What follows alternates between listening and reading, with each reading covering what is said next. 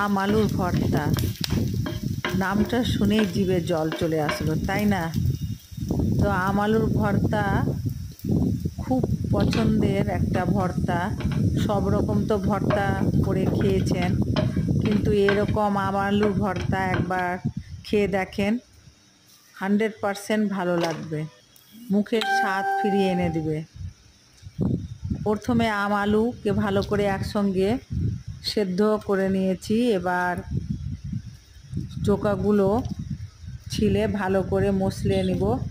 আর আগে থেকে রসুন আর শুকনো লঙ্কা বেশ 5-6টা ঝাল ঝাল করে করবো, যাতে একটু টেস্টটা ভালো লাগে ঝাল করলে।